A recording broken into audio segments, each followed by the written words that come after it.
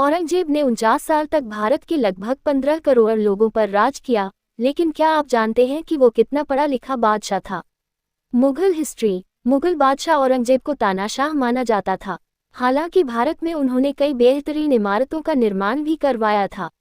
औरंगजेब ने अपने बड़े भाई दारा शिकोह की हत्या कर राजगद्दी हासिल की थी। साथ ही उसने अपने पिता शाहजहां को बुढ़ापे में 7.5 सालों तक आगरा के किले में कैदी बनाकर रखा था। औरंगजेब के राजपाट में मुगल साम्राज्य इतना फैला था कि उसने लगभग पूरे उपमहाद्वीप को अपने साम्राज्य का हिस्सा बना लिया था।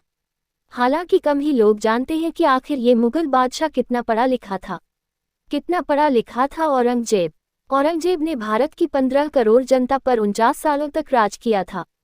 Aurangzeb the man and the myth के हवाले से बीबीसी की एक रिपोर्ट में बताया गया है कि शाहजहां के तीसरे बेटे औरंगजेब ने इस्लामी धार्मिक साहित्य पढ़ने के अलावा तुर्की साहित्य भी पढ़ा और हस्तलिपि विद्या में महारत हासिल की थी।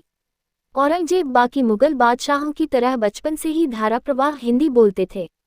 खुद को मुगल सल्तनत का सबसे योग्य वारिस मानते थे। औरंगजेब शाहजहां के 4 बेटे थे, जिनमें से शाहजहां अपने सबसे बड़े बेटे दारा शिकोह को मुगल सल्तनत सौंपना चाहते थे। दारा शिकोह को वो सबसे योग्य भी मानते थे।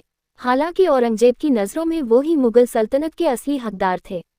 यही वजह थी कि दारा शिकोह के हाथ में सत्ता आने से पहले ही उसने पिता शाहजहां को कैदी बना लिया और दारा शिकोह की दर्दनाक हत्या करवाकर खुद मुगल बादशाह बन गया।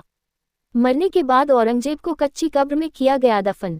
Aurangzeb the man and the myth किताब में ये भी बताया गया है कि औरंगजेब जब मरा तो उसे महाराष्ट्र के खुलदाबाद में एक कच्ची कब्र में दफन किया गया था, जबकि इसके विपरीत हुमायूं के लिए दिल्ली में लाल पत्थर का मकबरा बनवाया गया था, तो वहीं शाहजहां को आलीशान ताजमहल में दफनाया गया था।